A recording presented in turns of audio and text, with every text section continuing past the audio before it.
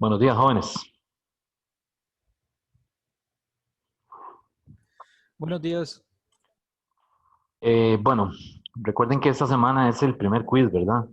Que está para el jueves en la noche, ¿verdad? Lo abren a las 7, ¿verdad? Era lo que decía la carta al estudiante. ¿Tienen alguna duda, alguna pregunta antes de empezar con la clase? Profesor, Sí, la semana pasada se subió el video el domingo, me parece. Sí, Video sincrónicos. de eso les quería hablar. Vieran que la clase que yo di hoy hace 8, por un error mío, fue completamente culpa mía. No le puse vista del hablante, sino que le puse vista de galería. Y entonces el video se ve la imagen muy pequeña, pero ese día nadie me dijo nada. Es decir, ustedes que estaban recibiendo la clase no me dijeron, profesor, la pantalla se ve muy pequeñita, sino que recibieron toda la clase así. Entonces, cuando yo voy a editarla, me percato de que lo que se ve es una pantalla muy pequeña. Entonces, lo que hice fue que en la tarde, en el otro grupo, que doy la misma clase, la grabé en vista del hablante y esa es la que puse en la plataforma. Entonces, esa dice, perdón, dice movimiento ondulatorio, grupos 3 y 9. Entonces, esa fue la que cogí la semana pasada para los dos grupos. De hecho, en la tarde logré ver todo el material, porque si recordarán, en la mañana no pude ver la parte de intensidad del sonido y eso, ¿verdad? En la clase de la tarde es decir, sí lo cubrí, ¿verdad? Entonces, la clase asincrónica de problemas yo la puse hoy en la mañana, ¿verdad? Porque hasta ayer domingo la logré, ¿cómo se dice? Editar, porque tengo la compu un poco llena de videos, tengo que sacarlos y entonces voy ahí un poquito más lento, ¿verdad? Pero yo espero ya para la próxima semana poderlos poner antes del fin de semana. ¿Eso era lo que usted se refería, Fabián?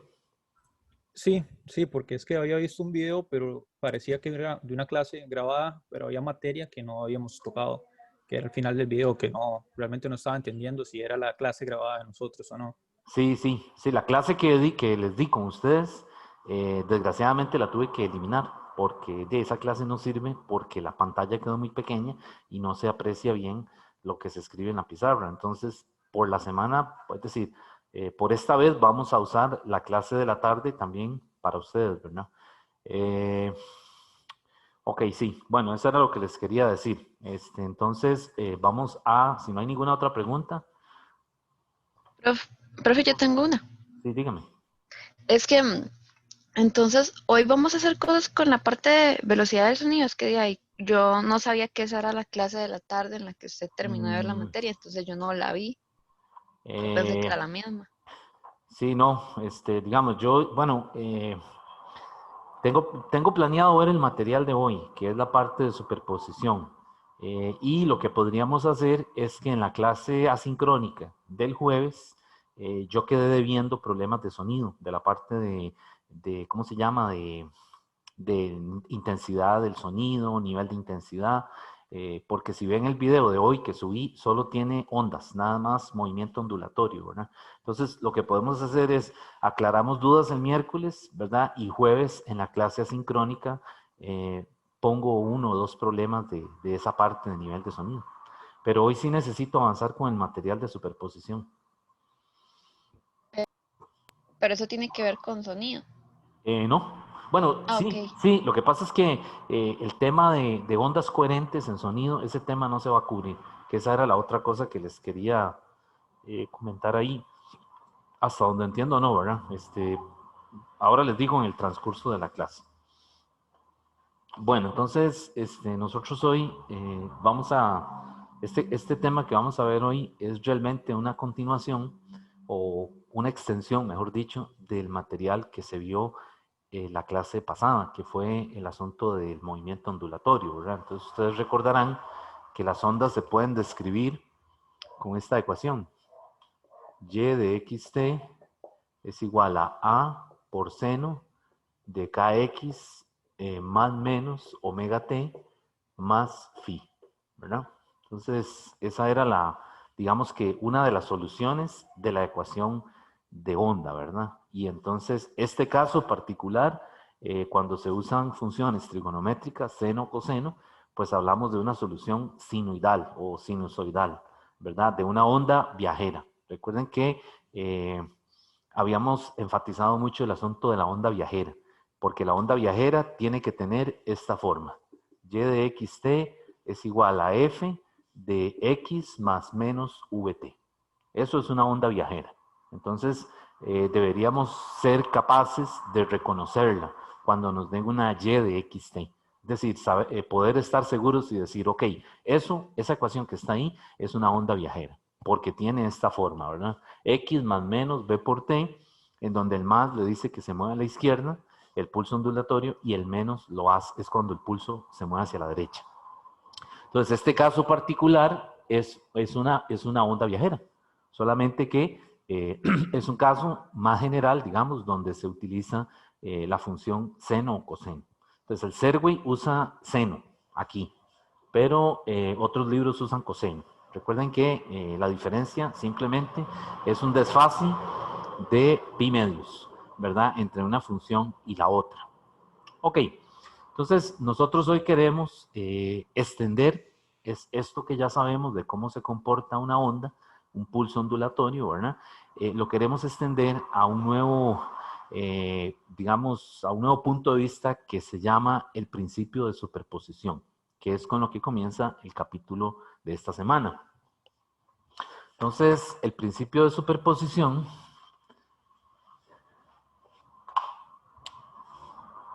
digamos que es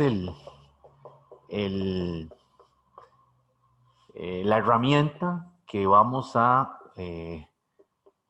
utilizar aquí para resolver los problemas de este capítulo. Se habla de superposición o sobreposición, ¿verdad? Es un principio que de alguna manera ya ustedes lo conocen porque ya ustedes saben sumar vectores, ¿verdad? Recuerden aquello de encontrar el vector resultante, ¿verdad? Que nos decían en Física General 1. Bueno, aquí es algo parecido, ¿verdad? Es decir, el principio de superposición realmente consiste en sumar al menos dos soluciones de una onda. Entonces, básicamente lo que dice es esto. Cuando dos ondas que viajan en sentido contrario o en la misma dirección, puede ser, ¿verdad? Pero digamos que esta viene para acá, hacia la derecha, y esta se mueve hacia la izquierda. Entonces, ¿qué va a pasar? Llega un instante de tiempo en donde comienza el proceso de superposición. No sé si aquí lo podemos distinguir, ¿verdad? Es decir, vienen así y quizás una tiene una amplitud mayor que la otra, ¿verdad? Y esta tiene una amplitud menor. Y llega un momento en donde se superponen o se sobreponen, ¿verdad? Entonces el resultado en este caso es una sola onda. Y después de que ocurre ese proceso, pues cada una de las ondas continúa con el sentido que tenía inicialmente. Entonces la que iba hacia la derecha continúa moviéndose hacia la derecha y la que iba hacia la izquierda igual continúa hacia la izquierda. Entonces vean que aquí no hay problema de efectos disipativos, es decir, de que haya pérdida de energía en el momento en que la cuerda se convierte, es decir, ocurre la superposición, sino que simplemente es un instante en donde se tiene esa superposición y pasado ese instante, las ondas por separado continúan su movimiento en la dirección inicial que traía. ¿De acuerdo? Entonces lo que queremos estudiar es el instante de tiempo en el que ocurre esa sobreposición. Entonces, vamos a decir que esta onda se describe por la Y1 y esta se describe por la Y2. Entonces, cuando ocurre la sobreposición o la superposición, como le quieran llamar, esta Y resultante es la suma de Y1 más Y2. Eso es el principio de superposición. Entonces, se los leo textualmente. Dice que cuando varias ondas, al menos dos, se combinan en un punto, ¿verdad? El desplazamiento de una partícula cualquiera en determinado momento es simplemente la suma de los desplazamientos que podrían producir las ondas que actúan de manera individual, que son Y1 y Y2. Entonces, básicamente el principio de superposición es el instante en que se superponen ambas ondas y entonces ahí podemos aplicar esto, ¿verdad? Es decir, la ecuación matemática del principio de sobreposición es y igual y1 más y2, ¿ok? Bien, entonces, vean que se parece a sumar vectores, ¿verdad? Cuando ustedes sumaban vectores, le decían, saque el vector resultante, ¿verdad? Y entonces el vector resultante era algo así, le decían, llámelo con R, y es el vector A más el vector B, ¿verdad? Solamente que aquí en ondas no le vamos a dar ese carácter vectorial, es decir, no necesitamos ponerle las flechas, porque siempre vamos a trabajar con cantidades que son escalares, o en este caso que son funciones de la X y la T. Entonces es, digamos que un poco más sencillo. ¿Ok? Bien, entonces, este es el principio, digamos, que nos permite resolver muchos de los problemas de este capítulo, ¿verdad? Entonces, el principio de superposición, por ejemplo, estudia los fenómenos de interferencia. Interferencia no solo en ondas transversales, ¿verdad? Sino también en ondas sonoras, ¿verdad? Es decir, por ejemplo, qué sé yo, es posible que en algún sitio hayan varios altavoces, ¿verdad? Emitiendo sonido y dependiendo de la posición de los altavoces, con respecto al observador, ¿verdad? Que está cerca de esos altavoces, es posible que el observador no distinga el sonido. Es decir, lo que escuche sea lo que comúnmente decimos que es ruido, ¿verdad? Si usted, por ejemplo, va a una orquesta, a una sinfónica, puede distinguir, afinando la oreja, puede distinguir prácticamente el sonido de todos los instrumentos, ¿verdad? Pero si, por ejemplo, está en una plaza pública, ¿verdad? En un estadio, qué sé yo, en un sitio en donde hay una aglomeración enorme de personas, ¿verdad? Y varias fuentes de sonido, pues usted no va a distinguir, ¿cómo se dice? Cada uno de los sonidos por separado, ¿verdad? Entonces ahí decimos que ocurre la interferencia, ¿verdad? Y hay interferencia destructiva y también hay interferencia constructiva. O simplemente hay un punto en donde está el observador, en donde solamente percibe el ruido, o simplemente no percibe nada, o sea, no percibe ningún sonido. Entonces, todos esos fenómenos de interferencia los explica el principio de superposición, ¿verdad? Cómo las ondas se suman de una forma en particular para que se produzca un sonido o una fuente de sonido que es coherente. Cuando decimos coherente es que usted puede distinguir los diferentes instrumentos que están produciendo el sonido. Bien, aquí nos vamos a interesar más en las cuerdas transversales, ¿verdad? Entonces, vamos a comenzar estudiándolas por ahí. Bueno, no sé si tienen alguna pregunta de esta parte. ¿Está bien? Ok. Bueno, entonces, nosotros vamos a estudiar el principio de superposición, primero aplicado a la interferencia.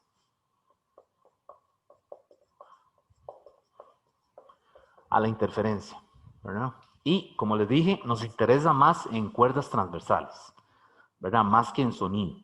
Entonces, el libro supone que tenemos dos soluciones para dos ondas, como lo que vimos ahí, ¿verdad? Entonces tenemos Y1, que es A por el seno de KX menos omega T, ¿verdad? Y tenemos Y2, que es A por el seno de KX menos omega T más phi. Entonces ahí ya el libro le está proponiendo ¿cómo se dice? Dos cuerdas transversales, ¿verdad? Dos pulsos que se van a sobreponer, ¿verdad? Entonces, vean qué característica vemos aquí. Bueno, ambos se mueven hacia la derecha, porque vean que aquí ambas ecuaciones tienen el menos. En ambos casos la amplitud es la misma y también la función que describe a ese pulso ondulatorio. Solo que en la 2 yo le puse una fase del movimiento, ¿verdad? Y en la 1 no la tiene, o vamos a decir que es 0. Entonces, en interferencia es muy común arrancar con dos ecuaciones así, de esta manera que están escritas aquí. Y siempre en los problemas que vamos a resolver aquí, siempre la amplitud va a ser la misma, para poder hacer una factorización y simplificar el problema. Es decir, en la realidad, los problemas de interferencia son más complejos. Es decir, es posible que las amplitudes no sean las mismas. De hecho, no tienen por qué ser las mismas, ¿verdad? pero eso haría que el problema matemáticamente se ponga un poco más complejo, ¿verdad? Entonces, nuevamente, en este capítulo nos interesa únicamente resolver aquellos problemas en donde la amplitud de ambas ondas sea la misma, ¿de acuerdo? Ok, entonces, ¿qué hacemos ahora? Pues lo que yo hago es que aplico el principio de superposición. El principio de superposición lo que me dice es sumen esas dos cosas. Entonces, cuando yo la sumo, vean que precisamente la A la puedo sacar, a factor común, ¿verdad? De esa suma, y me queda algo así. Vean que lo único que hice fue sumarlas y sacar la A factor común. Entonces, ¿qué hacemos ahora? Bueno, resulta que hay una identidad en trigonometría, que es esta, seno de A más seno de B, es 2 coseno de A menos B sobre 2 por el seno de A más B sobre 2. ¿Ok? Entonces, ¿qué voy a hacer yo? Bueno, vean que seno de A es como que si fuera seno de kx menos omega t.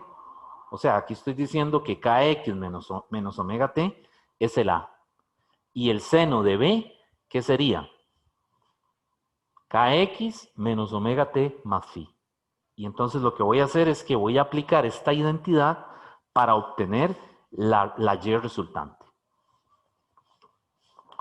Entonces, cuando aplico esa identidad aquí, esa y resultante de xt tiene esta forma.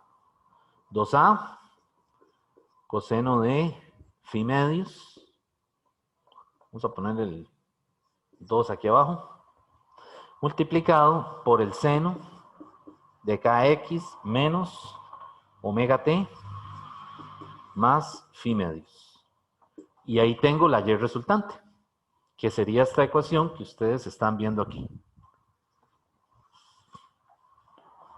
Entonces vean que por eso me interesaba que las dos ondas tengan la misma amplitud, para poder sacar a factor común y aplicar esta identidad.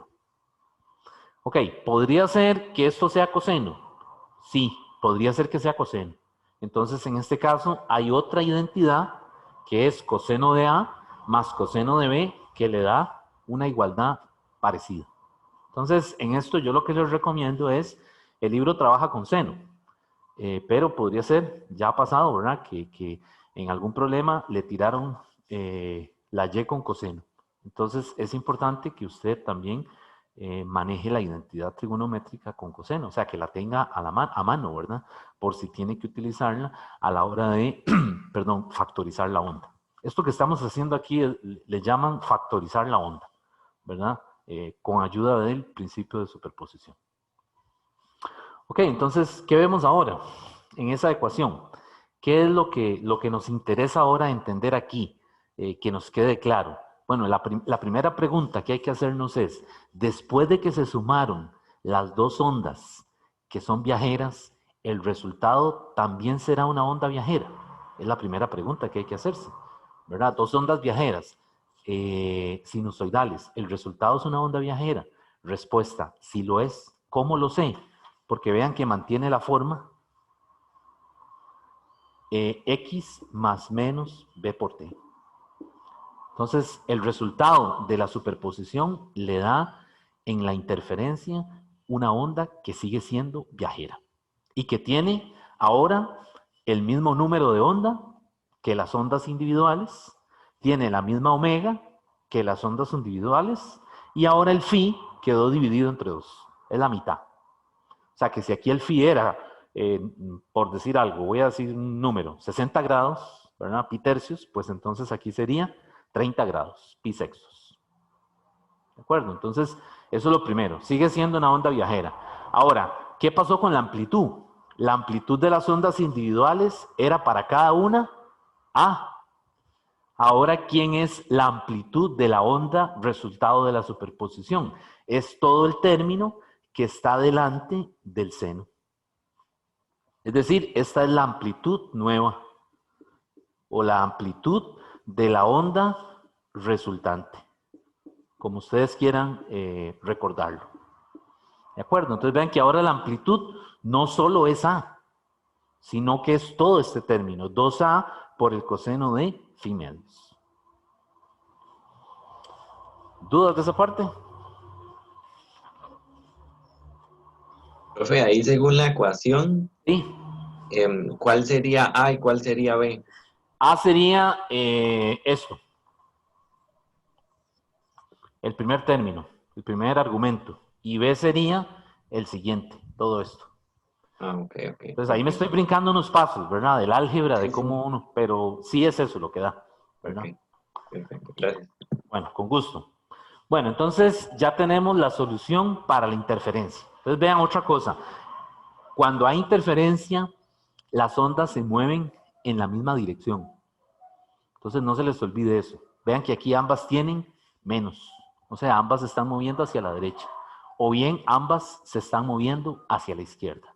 Pero no puede ser que una tenga menos y la otra tenga más. Porque ese es otro caso que vamos a ver ahora después. ¿De acuerdo? Entonces cuando le ponga una preguntilla en el examen, más adelante, y usted ve que las dos vienen con el mismo signo, ¿verdad? Mismo signo y un ángulo de fase, aquí es 0 y aquí no es 0, enseguida usted dice, eso es interferencia. ¿De acuerdo? Entonces, así hay que aprendérselo, para que usted enseguida, que lo que vea el problema, identifique rápidamente en qué caso se encuentra. Bien, vamos a continuar entonces. Voy a borrar aquí arriba. Ok, entonces, con esta ecuación, que voy a dejar aquí, esta ecuación que es el resultado, ¿verdad? De la sobreposición, vamos a tener tres casos. Vamos a tener interferencia constructiva. Es el primer caso. Constructiva. Y para que haya interferencia constructiva, el phi tiene que ser 0 grados. ¿De acuerdo? ¿Y cuándo ocurre? Ocurre cuando coseno de phi medios es igual a más menos 1. Esa es la condición que hay que ponerle, ¿verdad? Y entonces el phi, en este caso, adquiere los valores de ¿qué? De 0, 2pi, 4pi, ¿verdad? Y así podemos escribir esto, ¿verdad? Hasta npi. Donde el n, perdón, tiene que ser par. Entonces, eso es el caso de interferencia constructiva. Y la amplitud máxima, en este caso, la amplitud máxima, de si esto vale más o menos 1, pues quiere decir que la amplitud máxima, ¿quién sería? Es 2A. O sea que solamente quedaría esto de aquí. ¿De acuerdo? Bueno, entonces vamos al otro caso. Dígame. Profe, esos ángulos es para que coseno de más 1, ¿verdad? Sí, correcto. Y menos 1 no. Es Eh, por si es que es máximo, ¿verdad? sí, lo que pasa es que, digamos, hay que considerar las dos posibilidades porque puede ser que el punto por donde esté pasando, donde se forma la onda resultante, esté por debajo. O sea, esté, digamos que por debajo del eje Y negativo. Entonces hay que considerar esa posibilidad, que es que estoy hablando de un máximo, pero podría ser un Y máximo o un Y mínimo. Por eso hay que ponerle más y menos. ¿Está Ok, bien? profe. Ujú. Gracias. Bueno, entonces el otro caso es interferencia destructiva. Entonces la interferencia destructiva es cuando el ángulo ya no es 0, sino que es 180 grados. Y entonces esto ocurre cuando el coseno de phi medios es igual a 0. Y para que eso sea igual a 0, el phi satisface esta secuencia de ángulos, pi, 3pi, 5pi, hasta npi, en donde la n ahora es impar. Y la amplitud, en interferencia destructiva, la amplitud resultante En este caso es 0.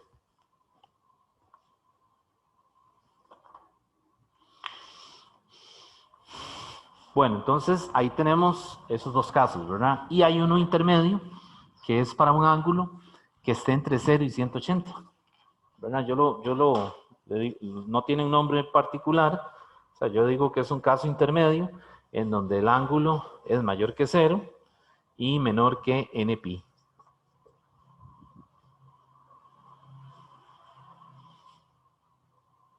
¿Verdad? Y aquí, perdón, aquí es pi. ¿Ok? Porque está entre 0 y el otro caso, ¿verdad? Que es 180, que es pi, ¿verdad? Entonces, en este caso, este ángulo puede ser 45, puede ser 30, puede ser 60. Es decir, hay varias posibilidades, ¿verdad? Pero ya no se asocia ni con interferencia constructiva ni con interferencia destructiva, ¿verdad? Y en este caso, la amplitud, pues la amplitud resultante tiene que ser mayor que 0 y tiene que ser menor que 2a. O sea, tiene que estar entre estos dos valores extremos, a igual 0 y a igual 2a.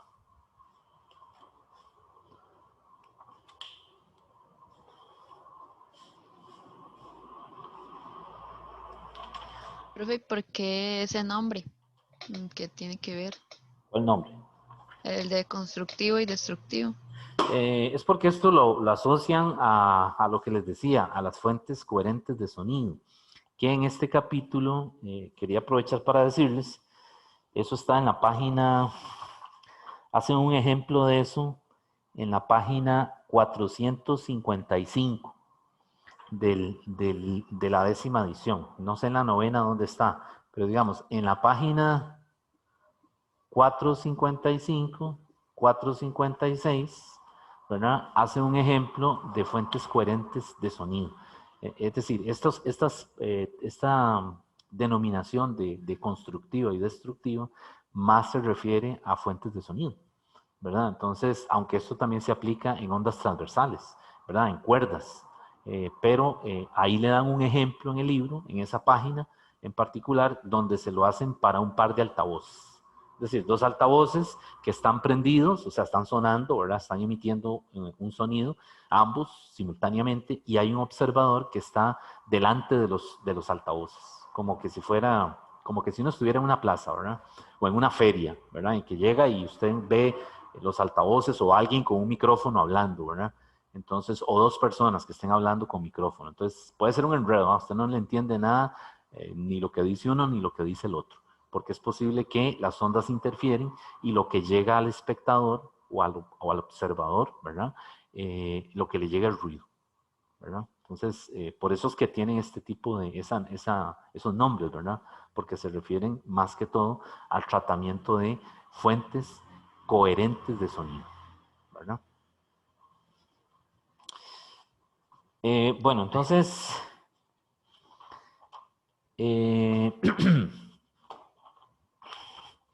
vamos a hacer un ejemplo de una vez, ¿verdad? Para poner esto, ¿cómo es que se usa?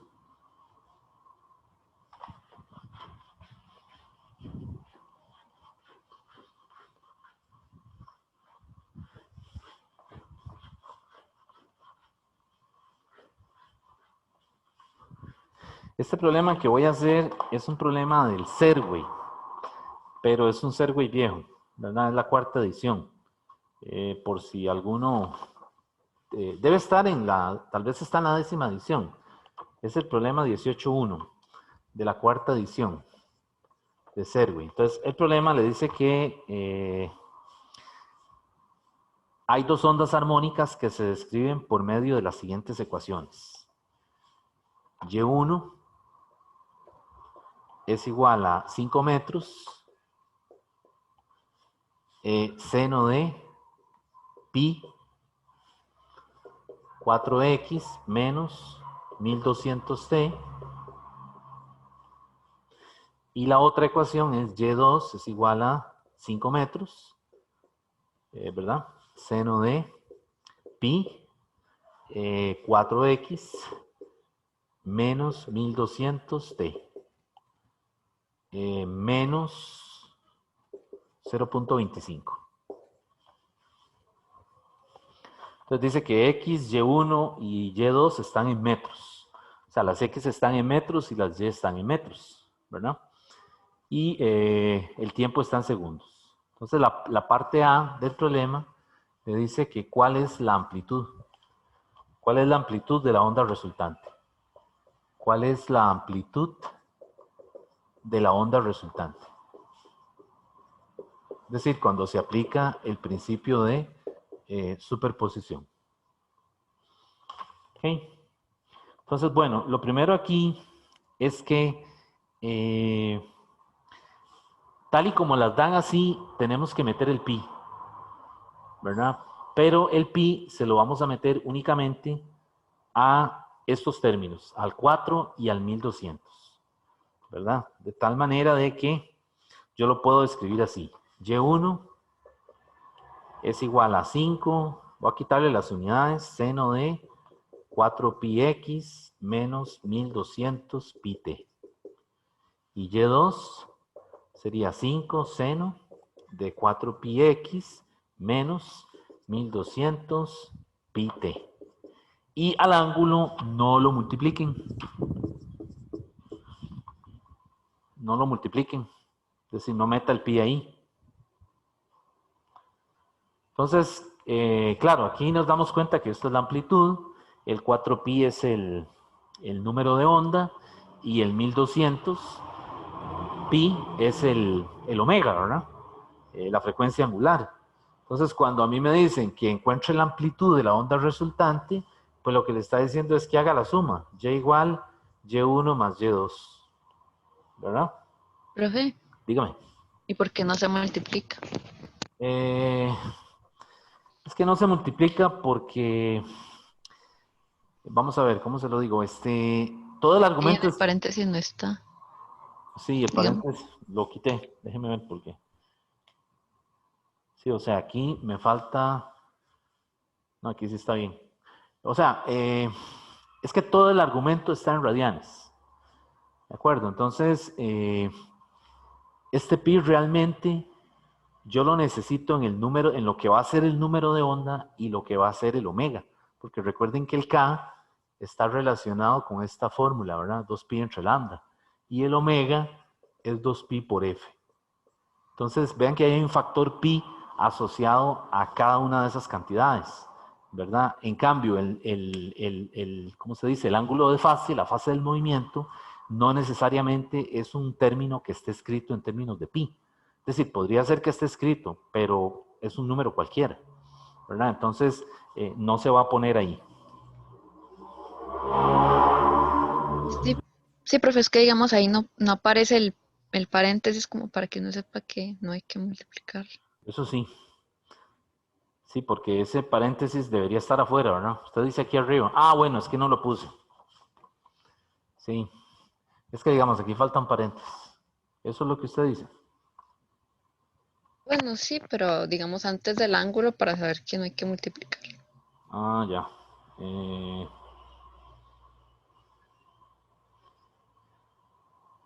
Sí. Es que, digamos, deberíamos entonces mejor ponerlo así. Es que yo lo tengo aquí, tal vez lo copié mal en el libro. Debería estar así. Sí, así, así. Para que entonces uno entienda que solo multiplica por estos términos, ¿verdad?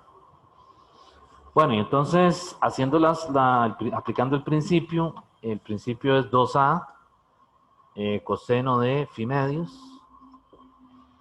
seno de kx menos omega t menos phi medios. Bueno, más phi medios, ¿verdad? Ok, entonces es solamente aplicar esto.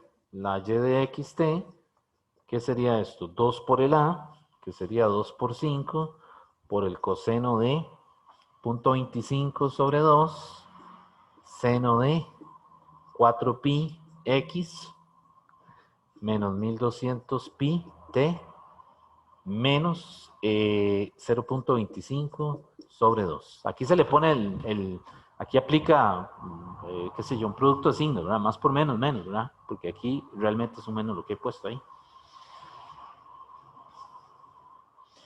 Y ya entonces esto me queda así. Me queda y de xt es igual a 10 coseno de 0.125 seno de 4πx menos 1200pi de menos 0.125. Y entonces, claro, ¿cuál es la amplitud resultante en este caso? La amplitud resultante sería ¿quién? ¿Es 10 nada más? No. La amplitud resultante, recuerden que es la amplitud debido a la superposición. Entonces, la amplitud resultante es todo esto. Entonces, la respuesta que le están diciendo aquí, ¿cuál es la amplitud resultante? Respuesta. La amplitud resultante va a ser entonces igual a 10 por el coseno de 0.125, que eso es 9.92 metros. Esa es la respuesta. Vean que no es tan complicado, ¿verdad? Solamente que hay que tener cuidado con los signos, ¿verdad? Aquí. Y con eso del ángulo, ¿verdad? Que no lo vaya a incluir. Entonces, la parte B del problema dice que cuál es la frecuencia de la onda resultante. ¿Cuál sería la frecuencia de la onda resultante? Bueno, la frecuencia de la onda resultante, usamos esto. Omega es 2pi por f. F tiene que ser igual a la omega. ¿Quién es la omega? 1200pi dividido entre 2pi. Y esa sería la amplitud de la onda resultante, perdón, la frecuencia de la onda resultante. Cancelo entonces los pi y me queda 1200 entre 2, que son 600. Y eso, las unidades que tiene son hertz.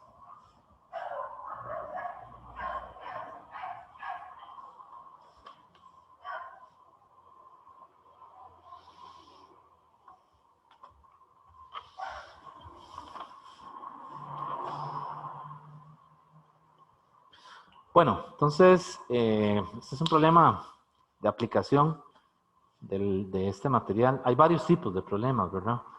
Es decir, no todos son así. Hay unos un poquillo más elaborados, ¿verdad? Pero sí es bueno que se sepa, que tenga a mano, es decir, que no se aprenda esto de memoria, digamos, la superposición, porque puede ser que le hagan algún cambio, ¿verdad? Recuerden que si cambian los signos, es decir, si se mueve hacia a la izquierda, entonces ya aquí no sería menos y menos, sino que sería ambos positivos. Entonces es mejor que usted tenga a mano la identidad trigonométrica, ¿verdad? Porque esos signos van a cambiar. Cuando usted hace el álgebra ahí, cambian levemente, aunque las magnitudes se mantienen muy parecidas, pero los signos cambian. Y recuerden que esos signos aquí son parte de la interpretación del problema, ¿verdad? Entonces un signo de esos le puede, es decir, puede venir alguna pregunta conceptual, ¿verdad? Entonces es mejor aprender a hacer la factorización desde cero, ¿verdad? Es decir, que no se confíe, es lo que le quiero decir, solamente en esta formulita ciegamente, ¿verdad? Porque le pueden cambiar algo. Le podrían poner coseno o no sé, ¿verdad? Coseno aquí, en las ondas individuales. Entonces va a cambiar un poco, ¿verdad? Bueno, entonces vamos a continuar.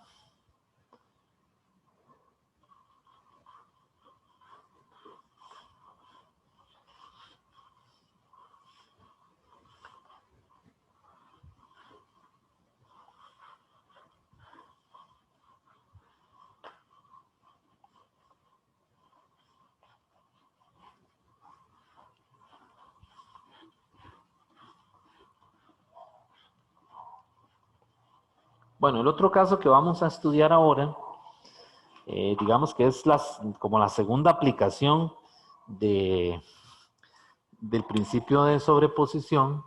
Ya lo vimos con interferencia. Ahora vamos a aplicarlo al caso de ondas estacionarias.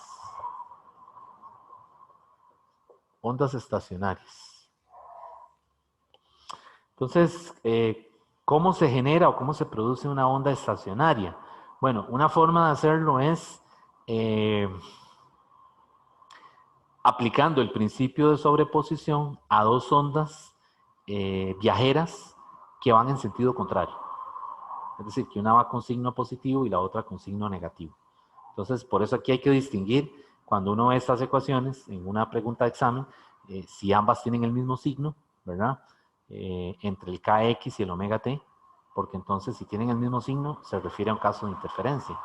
Pero si dos de esas y tienen signo contrario, se refiere a el caso de ondas estacionarias. Entonces las ondas estacionarias también se generan si tenemos una cuerda entre dos extremos fija.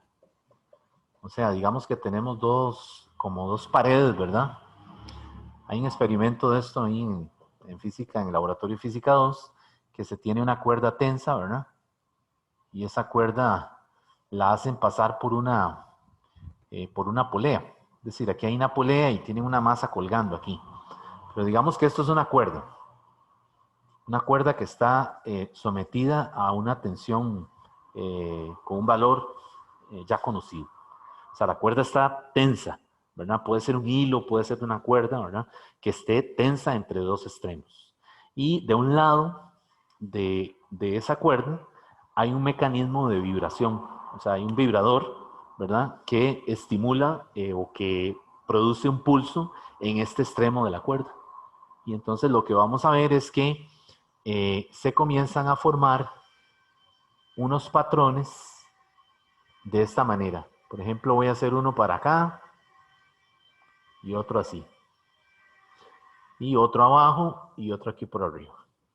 Entonces, esos patrones se comienzan a formar dependiendo de la frecuencia que se le dé al vibrador, ¿verdad? Es un experimento muy común en el laboratorio de física 2, ¿verdad? Se prende el vibrador y la cuerda está tensa por una polea que tiene una masa colgando y entonces usted comienza a cambiar la frecuencia en el equipo y se va a dar cuenta de que se comienzan a formar estos patrones, como decir esos párpados, ¿verdad?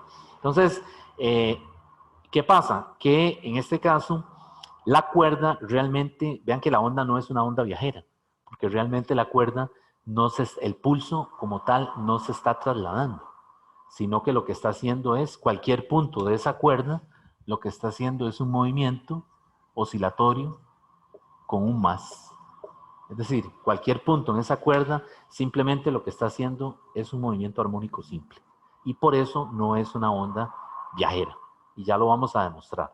Entonces, para ondas estacionarias, nosotros vamos a utilizar estas ecuaciones. El libro le da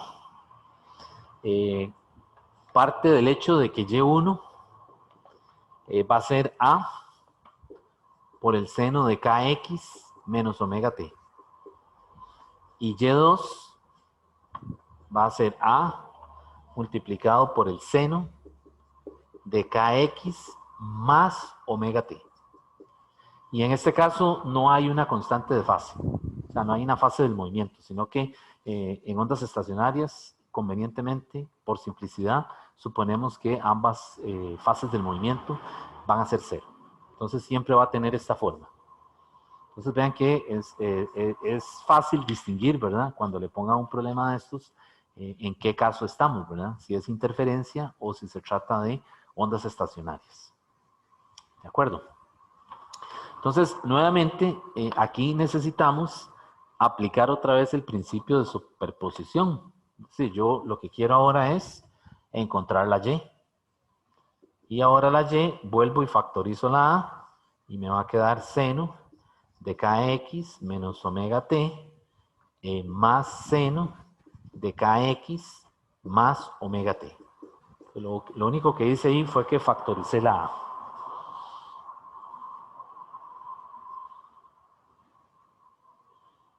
Y pues tenemos también una identidad en trigonometría que nos permite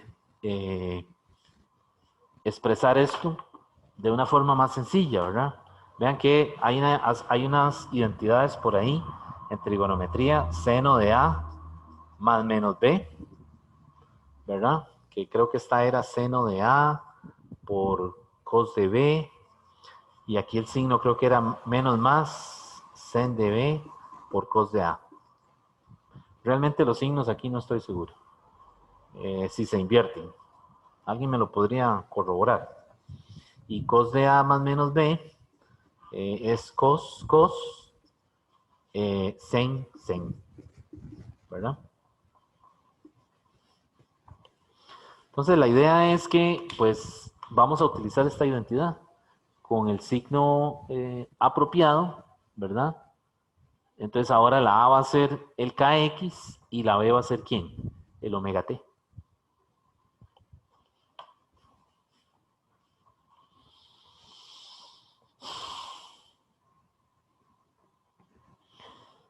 Y cuando aplicamos esa identidad...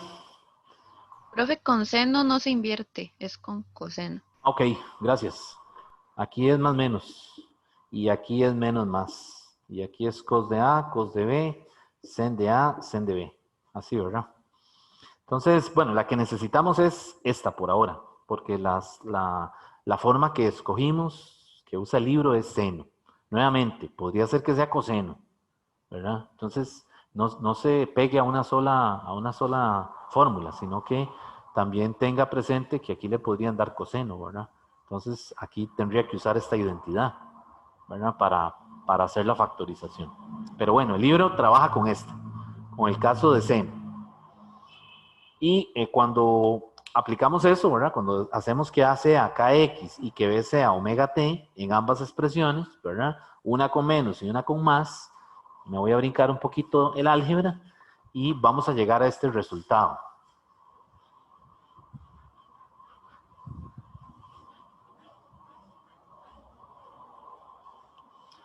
Vamos a llegar a este resultado. Me va a quedar lo siguiente. Y, o sea, después de que hago esa suma y simplifico ahí, me queda lo siguiente. Y es igual a 2A seno de KX coseno de omega T. Y esa es la solución de la superposición en ondas estacionarias. Que puede ser el caso, como les digo, de una cuerda que está entre dos extremos, ¿verdad? Y que hay algún mecanismo que le produce una vibración. O bien, si tenemos dos ondas, dos pulsos, ¿verdad? Que viajan en sentido contrario, ¿verdad? Con la misma amplitud, pero en direcciones opuestas, ¿verdad? Son dos posibilidades que generan una onda estacionaria. Ahora vean el resultado que tenemos ahí arriba. Vuelvo a hacer la misma pregunta que hicimos cuando lo vimos en interferencia. ¿Cuál fue la pregunta que yo hice? ¿Ese resultado es una onda viajera? Si vemos esa ecuación, ¿qué vamos a decir? No, no es una onda viajera. ¿Por qué? Porque para que sea una onda viajera, la función trigonométrica, alguna de estas debería tener la forma kx más menos omega t. Y vean que ya en ese resultado no está ese argumento. O sea, no está el kx junto con el omega t, sino que están por separado. Vea que seno tiene kx y coseno ahora tiene omega t. Y aquí lo que hay es, en ese espacio, un producto. Entonces, ¿a qué se parece más esta ecuación? Se parece más a oscilaciones. Recordemos la solución del oscilador. ¿Cuál era la solución del oscilador? La amplitud por el seno de omega t o coseno de omega t, no sé, más phi. Entonces vean entonces, ¿qué me está diciendo esta ecuación? Que efectivamente cuando se superponen ondas que van en sentido contrario, realmente la cuerda, el pulso no se desplaza, sino que lo que está haciendo es una oscilación con un movimiento armónico simple. Y aquí lo vemos en la ecuación. Vea que esta es la amplitud ahora, que es la A. O sea, todo esto es la amplitud. Y el omega t es este mismo término. Solamente que aquí el phi es 0. Entonces vean que efectivamente estamos probando, ¿verdad? Es decir, nos estamos convenciendo de que la solución de la onda estacionaria realmente describe un punto en esa cuerda que lo que está haciendo es una oscilación con un movimiento armónico simple. Y no es el caso en donde el pulso viaja con una velocidad dada, ¿verdad? Se sobrepone y luego vuelve y cada pulso se mueve en sentido, qué sé yo, en otro sentido, en la misma dirección. ¿Está claro eso? Sí. Profe, ¿y qué significaría la X ahora si solo se mueve por arriba y por abajo? Ok. ahora sí, ok, a eso iba. Entonces, vean que ahora la amplitud resultante de la onda estacionaria es todo esto que está aquí. Entonces, ¿qué es lo primero que vemos aquí? Que ya la amplitud de la onda resultante ya no es constante. ¿Por qué? Porque esta amplitud va a ser función ¿de quién? De X, de la posición, digamos, del punto que se está estudiando a lo largo de la onda. ¿Verdad? Entonces, vean lo que pasa. Esa amplitud va a cambiar. Es decir, esa amplitud va a cambiar dependiendo donde estemos en la X que estemos estudiando. Es decir, si yo estoy aquí, si esta es la cuerda, yo le pongo a esto, a este punto, X igual 0. Y si la cuerda tiene longitud L, pues a este otro extremo es X igual ¿quién? L. Entonces vean que cuando se generan esos patrones, esa amplitud de la onda resultante va a ser una función de X. Es decir, del valor que tenga la X entre X igual 0 y X igual L. Entonces ahora en ondas estacionarias, la amplitud no es constante, es una función de la posición. Entonces, eso es una pregunta que por ahí la he visto que la hacen en preguntas de marque con X, ¿verdad? Le dicen así, para la onda estacionaria, la amplitud debería ser, y entonces le ponen A, 0, B, el doble, C, una función de X, ¿verdad? Y entonces ahí usted tiene que escoger que la amplitud es A de X, es una función de la posición.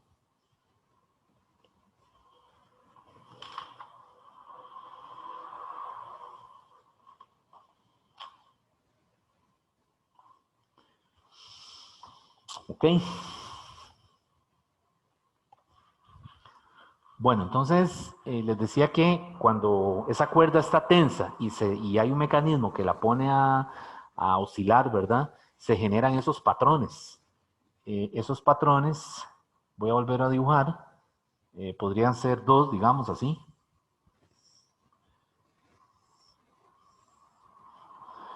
¿Verdad? Y entonces lo que decimos es que los párpados o las membranas abiertas, digamos esto y esto, eso se llaman los antinodos.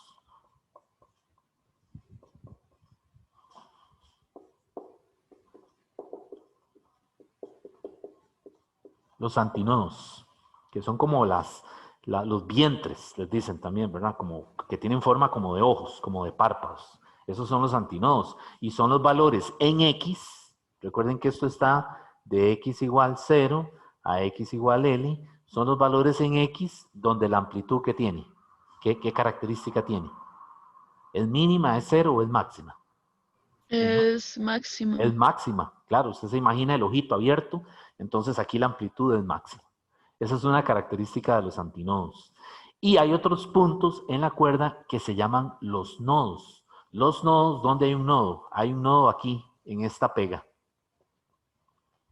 Hay un nodo en este punto.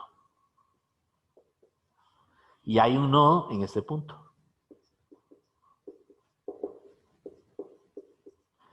Entonces, ¿qué podemos decir ahora de los nodos? Los nodos son los puntos en X donde la amplitud vale ¿cuánto? 0. Profe, Ajá. pero digamos, siempre en el X igual 0 y X igual L va a haber nodos, pero Sí. en otros puntos el nodo va cambiando también con el tiempo. Sí, digamos, aquí usted se va a ir moviendo a lo largo de esta cuerda, pero hay los que son máximos les llaman antinodos. Pero hay un punto que esté entre un nodo y un antinodo, es decir, no tiene un nombre. ¿De acuerdo? No se le llama, no se le asocia con un nombre particular. O ¿Verdad? sea, profe, pero en el medio siempre va a haber un nodo, ¿o no? Bueno, en este caso sí, pero digamos, la cuerda podría ser así. Voy a dibujar 3. 1, 2, 3. Entonces ahora sería así. 1, 2, 3. Entonces aquí, ¿cuántos antinodos hay? 1, 2, 3. 3 antinodos. ¿Y cuántos nodos hay? 1, 2, 3, 4. 4 nodos.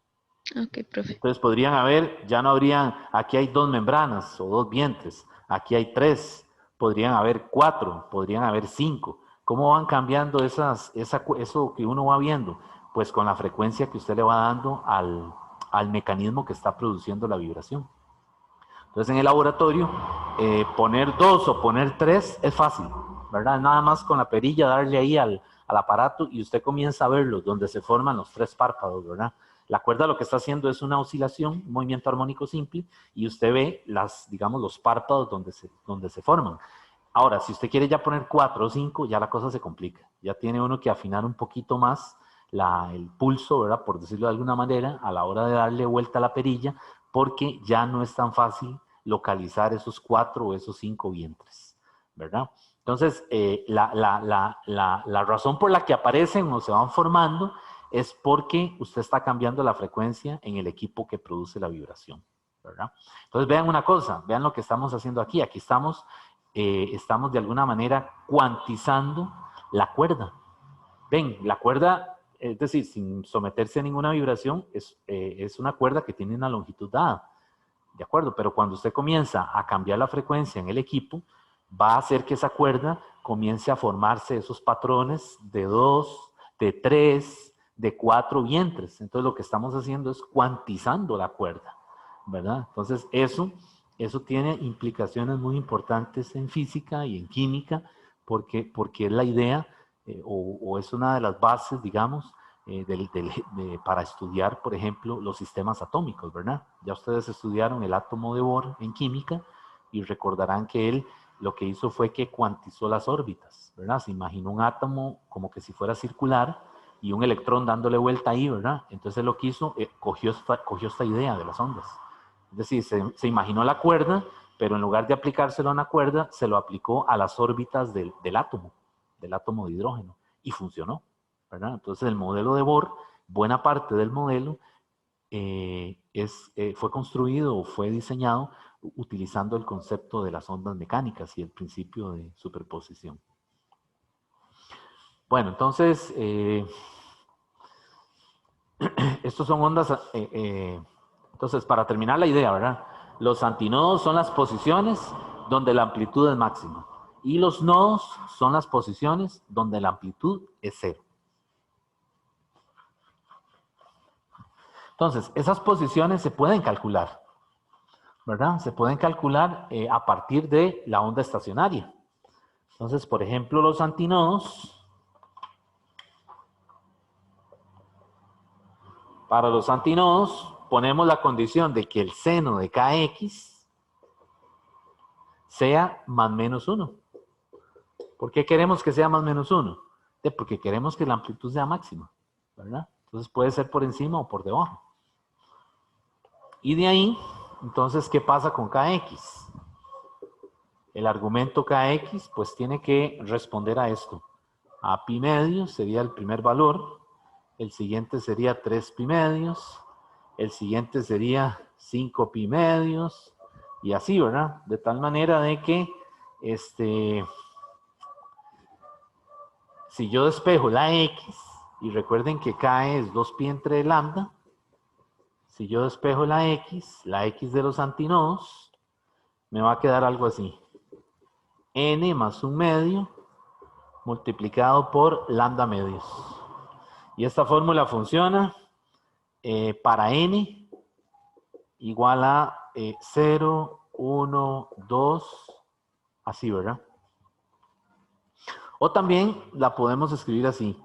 N por lambda cuartos, y la forma de contarlos es ahora los impares. 1, 3, 5, 7, ¿verdad? Entonces cualquiera de estas dos sirve. Cualquiera de estas dos posibilidades para hallar los antinodos o las posiciones de los antinodos sirve. Solamente que tenga cuidado, ¿verdad? Si usa n más 1 medio, por esta secuencia debe usar aquí n empezando en 0. 0, 1, 2, ¿verdad? Y si usa esta, pues debe usar la secuencia con impares. Ok. Y para los nodos, requerimos que la amplitud sea 0. Entonces, seno de kx necesitamos que sea 0. Y cuando es 0 es cuando kx va a ser igual a 0, a pi, a 2pi, 3pi. Y el x de los nodos va a ser entonces n por lambda medios para n igual a 0, 1, 2 y así sucesivamente. Entonces vean que estas formulitas nos dan una forma general de calcular la posición de los nodos y la posición de los antinodos, ¿verdad? Ahora, los patrones van a cambiar, obviamente, ¿verdad? Porque vean que el problema le puede decir, la cuerda tiene, qué sé yo, 3 antinodos. Entonces ya es un dato que le están dando, ¿verdad? Para que usted lo use a la hora de resolver el problema. Ahora, hay veces, le preguntan, hay veces yo he visto en esas preguntillas de marque con X que le piden la distancia entre un nodo y un antinodo, ¿verdad? Y entonces, la forma más rápida de hacerlo es con estas fórmulas, ¿verdad? La distancia de un antinodo a un antinodo es siempre lambda medios. La distancia de un nodo a un nodo siempre es lambda medios. Y la distancia de un antinodo a un nodo siempre va a ser lambda cuartos. Sucesivos, ¿verdad? Es decir, nodos y antinodos sucesivos, ¿verdad?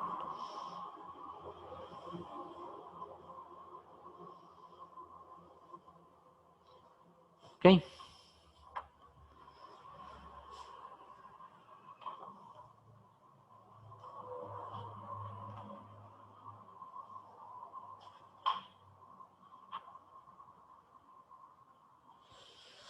Bueno, ¿de esto hay alguna duda?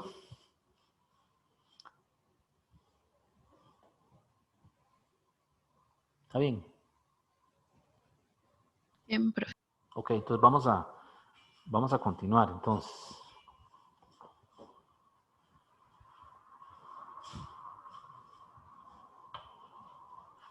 Profe, nada más que si me deja copiar ahí abajo lo del Sí, sí, nodo, sí. lo de los nodos. Cópielo. Me avisa cuando lo termina.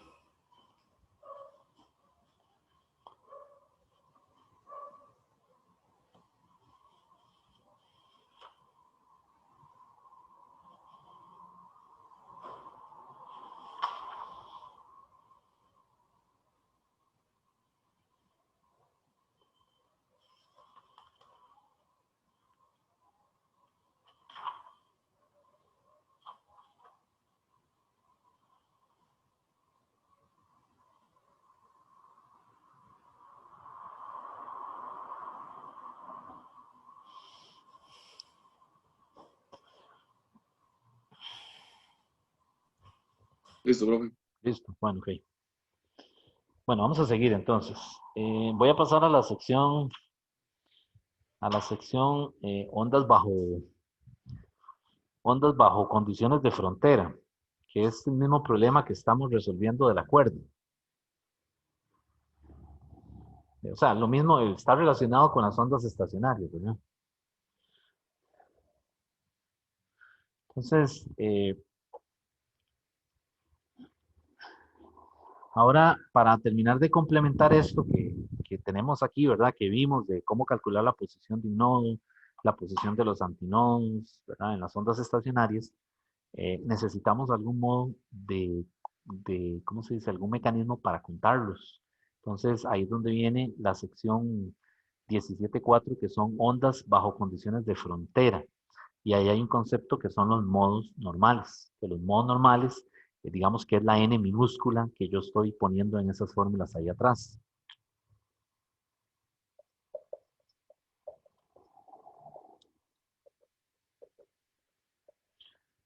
Ok, entonces volvemos al problema de la cuerda. Yo tengo una cuerda, ¿verdad? Que tiene una longitud L. Aquí es x igual 0, aquí es x igual L. Entonces, si yo quiero, eh, cuando yo me refiero a n igual 1, me estoy refiriendo al primer modo normal. Entonces, en este caso, yo esperaría que lo que se vea solamente sea un párpado.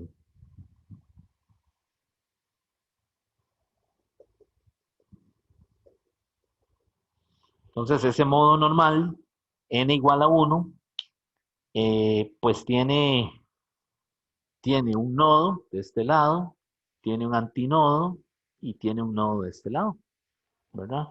¿Y qué pasa con la longitud de la cuerda? La longitud de la cuerda, por una formulita que ya vamos a poner, es la mitad de la longitud de onda en ese modo normal. Entonces, ese modo, el n igual a 1, tiene un nombre particular, se llama el modo fundamental, ¿verdad? El modo fundamental, o también se le dice el primer armónico. Primer armónico. ¿De acuerdo? Entonces, en este primer armónico, n vale 1. Pero, obviamente, usted está con un equipo en el laboratorio, un mecanismo que produce la vibración, y le van a decir, bueno, aumente la frecuencia y ponga ahora 2 modos normales de vibración. Entonces, usted lo que hace es que va y comienza a cambiar la perilla, ¿verdad? A girarla, de tal manera que ahora, pues lo que va a tener es lo que dibujamos ahora hace rato. Algo así. Y ahora tiene 2 párpados, ¿verdad? La longitud de la cuerda sigue siendo la misma, pero entonces ahora aquí n es igual a 2. ¿De acuerdo? Y entonces a ese n igual a 2 se le llama ahora el segundo armónico. Y el segundo armónico tiene 2 antinodos y 3 nodos. Y ahora la forma como está cuantizada la cuerda es que ahora la L de esa cuerda es ahora igual a la longitud de onda en el modo normal n igual a 2. Por supuesto, ambas son iguales, ¿verdad? Es decir, lambda 1 entre 2 y lambda 2 tienen que dar lo mismo, porque la cuerda no se está quitando, no se está cambiando, ni las paredes son fijas, ¿verdad? Estas paredes son fijas. Es decir, esta distancia se mantiene siempre igual. Lo que uno va haciendo es reescribiendo o cuantizando la longitud de la cuerda en términos de la longitud de onda en el modo particular en el que esté vibrando esa cuerda en ese instante, ¿verdad? Ok, entonces, pues vean que así podría uno seguir. Es decir, aquí yo podría seguir con n igual 3, que sería el tercer armónico, n igual 4, cuarto armónico, y así sucesivamente, ¿verdad? Y en cada uno ya yo sé el comportamiento de la cantidad de antinodos y de nodos que tenemos, ¿verdad? Y en cada caso la longitud se va a cuantizar en términos de la longitud de onda, en ese modo en particular. Entonces, para eso, pues mejor escribimos las ecuaciones en forma general. Es decir, la lambda n para el modo normal n, ¿verdad? Donde n puede ser 1, 2, 3, etcétera. Esa lambda va a ser 2L entre n.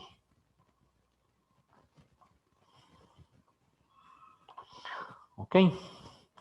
Y la frecuencia, la Fn del aparato, ¿verdad? Que le está produciendo la vibración, va a ser V entre lambda n. Y esa, usando esta fórmula, va a quedar escrito como NV entre 2L. ¿De acuerdo? Y recuerden además que la velocidad yo la puedo escribir como la raíz de tensión entre mu, ¿verdad? Porque también puedo apoyarme en las propiedades del medio para calcular la velocidad. Entonces, pues ahora esa Fn, metiéndole la V, va a quedar entonces como n entre 2L raíz de T entre mu, donde T es la tensión. Y todas estas fórmulas funcionan para n igual a 1, 2, 3, excluyendo ¿quién? El 0, ¿verdad? Porque es decir, no tiene sentido n igual 0, porque entonces la cuerda no está vibrando, ¿verdad? Entonces, el primero es n igual a 1, que es lo que se llama el primer armónico o la frecuencia fundamental, ¿verdad? Entonces, vean que el átomo de hidrógeno tiene esta misma notación. Cuando cuantizan las órbitas, ¿verdad? Y el electrón pasa de una órbita a otra, realmente lo que están haciendo es esto mismo, ¿verdad? Un conteo de modos normales, n igual 1, n igual 2, n igual 3, ¿verdad? Entonces, esa idea del átomo de hidrógeno que se le ocurrió a Bohr, pues está basada en este estudio de las ondas estacionarias. ¿Dudas? Profe, esa tensión, ¿verdad que en la cuerda es la misma en toda la cuerda? Es la misma en toda la cuerda, correcto. Ok, gracias. Sí, y de hecho la cuerda tiene que estar sometida a una tensión, ¿verdad? En el momento en que se prende ¿cómo se llama? El mecanismo que produce la vibración, es decir, el vibrador, ¿verdad? En el laboratorio lo que se hace es que se le pone, la cuerda se pasa por una polea y en la polea se cuelga una masa. Entonces la masa, ese peso, mantiene siempre tensa la cuerda. Y entonces del otro lado, en el otro extremo, digamos, donde no está la polea, es donde está el vibrador, ¿verdad? Que produce entonces esa oscilación, ese movimiento armónico simple. Profe, la distancia L tampoco cambia, ¿verdad? La distancia L tampoco cambia. Sin embargo, esa L siempre se puede escribir en términos de la longitud de onda en el modo particular en el que esté, ¿verdad? Por ejemplo, ahí en el libro le dice que, por ejemplo, si es el n igual 3, con n igual 3, la L ahora queda escrita así. Queda escrita como 3 medios de lambda 3. Y aquí lo vemos, ¿verdad? N igual 3, pasaría el 3 para acá. Es ponerle un 3 aquí, aquí 3, y quedaría el 2 aquí. Ven, sale de aquí, de esta fórmula. Si yo hago n igual 3, lambda sub 3, me queda esta fórmula que está aquí. Aquí son 2 puntos. Entonces vean que ahora la longitud, ahora es 3 medios de lambda 3. Pero tiene que tener el mismo valor que lambda 2. Y tiene que tener el mismo valor que lambda 1 medios. Porque la cuerda no se va a cambiar, ¿verdad? Sigue siendo la misma.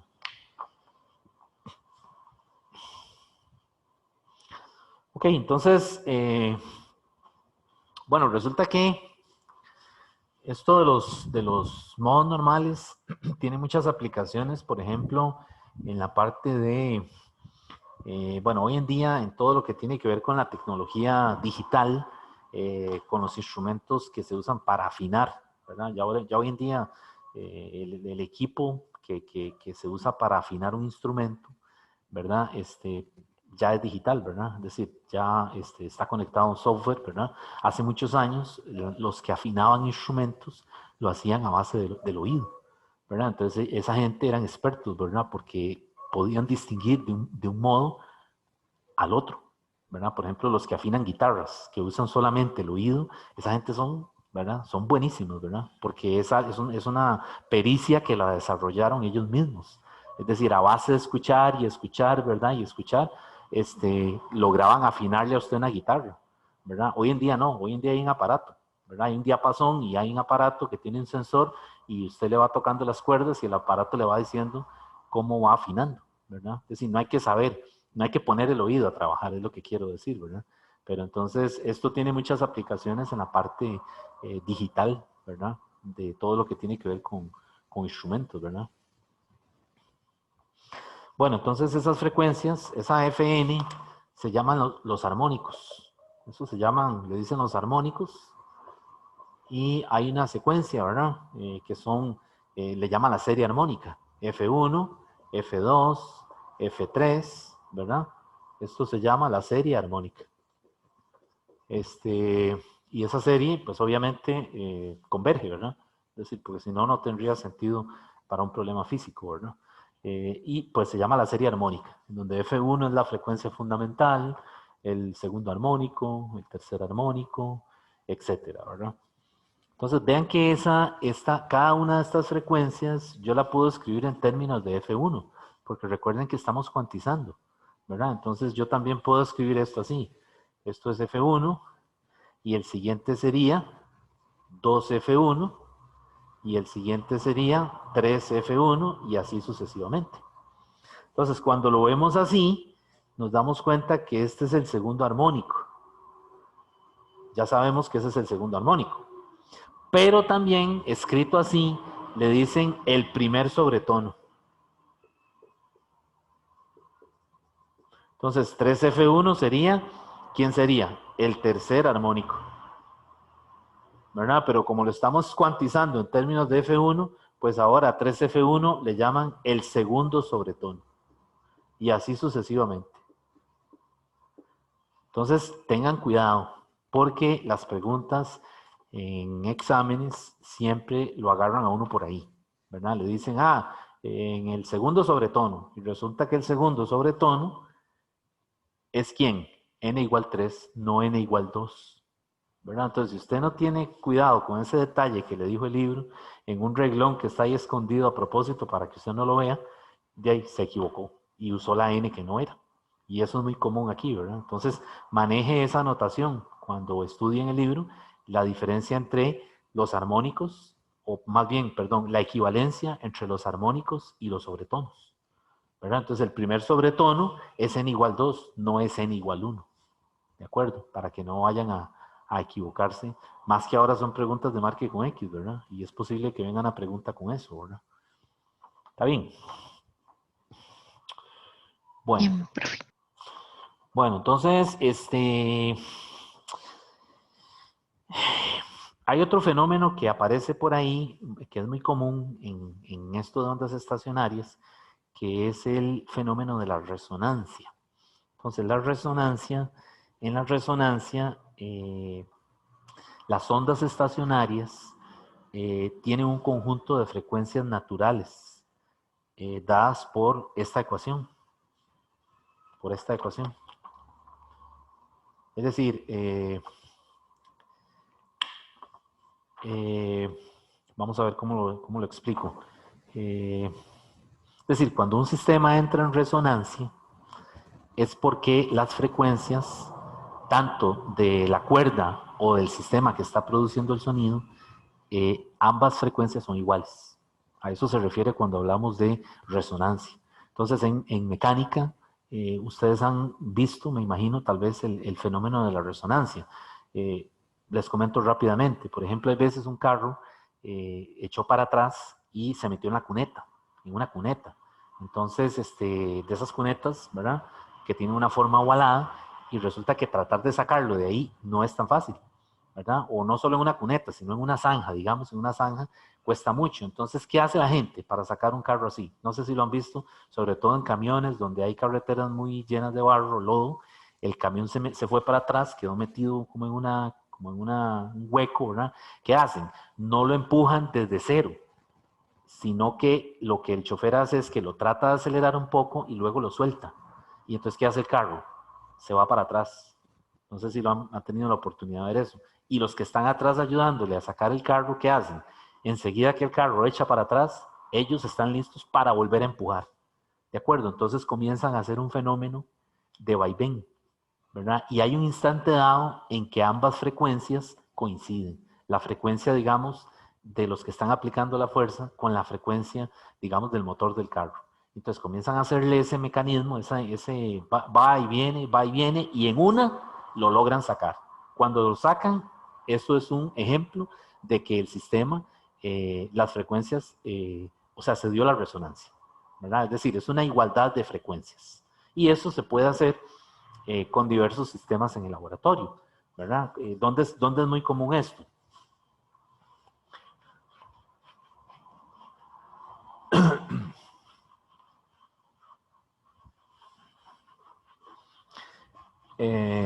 Por ejemplo, en el laboratorio pueden tener la cuerda y pueden tener aparte, por ejemplo, un diapasón. Bueno, yo no sé dibujarlo muy bien, pero es algo así, ¿verdad? Entonces pueden tener ambas cosas. Entonces, claro, la cuerda está vibrando con una frecuencia dada, la de la cuerda, ¿verdad? Que tiene una frecuencia fundamental que está determinada por las características de la cuerda, el mu, la velocidad, ¿verdad? La densidad lineal, la longitud de la cuerda, etc. Y el diapasón Cuando se produce la oscilación, no sé si han visto los diapasones, ¿verdad? Usted lo golpea arriba y se lo pone en la oreja y comienza a escuchar un tintineo que comienza a cambiar, ¿verdad? Eso lo usan para afinar pianos. Entonces, este tiene una frecuencia. Entonces, el problema de la resonancia es hacer que esas dos cosas sean iguales, que esas dos frecuencias sean iguales. Entonces, en los problemas del libro, ¿qué le dicen? Le dicen ahí en un reglón bien escondido que el sistema entra en resonancia. ¿Qué quiere decir cuando le dicen eso? Que el sistema entró en resonancia. Que las dos frecuencias tienen que ser iguales. Entonces le dan datos de este problema y le dan datos de aquí. Y lo que quieren es que usted se dé cuenta de que las dos frecuencias son iguales para que iguale las ecuaciones y despeje lo que le están pidiendo. La longitud de la cuerda, qué sé yo, lo que le pidan, ¿verdad?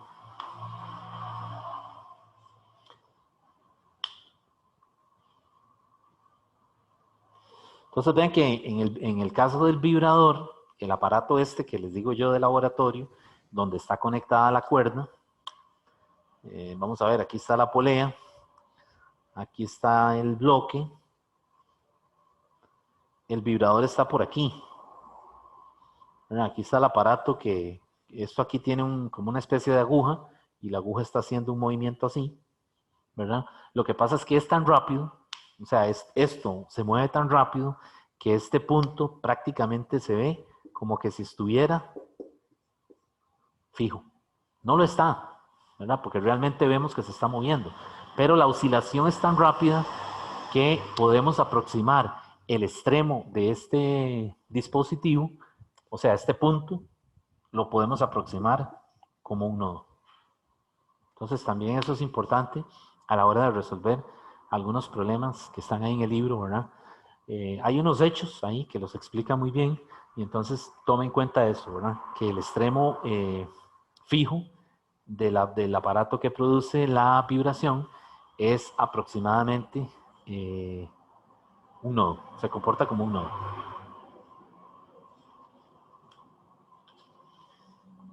Bueno, entonces vamos a pasar a la última parte del capítulo, ¿verdad?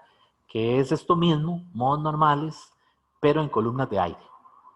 Es decir, ya vimos el problema de la cuerda, ¿verdad? Que está pegada entre dos extremos y que dependiendo de la frecuencia que se le dé, pues entonces esa cuerda se cuantiza, ¿verdad? Y entonces entra en el modo fundamental, en el primer armónico, segundo armónico y así sucesivamente.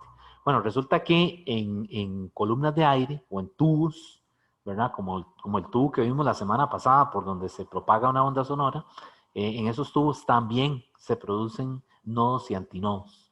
Cuando una persona toca un instrumento de viento, ¿verdad? Que habíamos dicho que produce cambios en el desplazamiento y en la presión, realmente también se producen puntos de amplitud máxima, que son los antinodos, y puntos de amplitud cero, que son los nodos.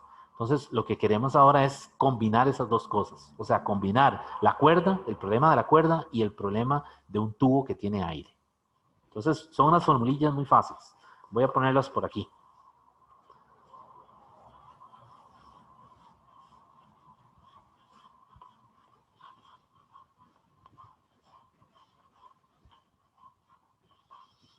Entonces, esta sección es la sección que se titula Ondas estacionarias en columnas de aire.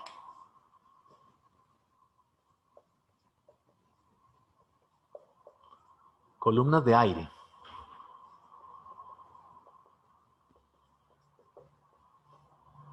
Columnas o tubos, le dicen, ¿verdad? Es lo mismo. Entonces, lo que le está diciendo ahí es que vamos a tener dos tipos de tubos. Que serían los tubos abiertos, que es como un tubo así, ¿verdad? O sea, no tiene, digamos, ningún tipo de obstáculos en la entrada y la salida. Es lo que quiero decir. Entonces se llama un tubo abierto. Y están los tubos cerrados. A los cerrados, cuidado, también les dicen, se lo aviso, les dicen semiabiertos.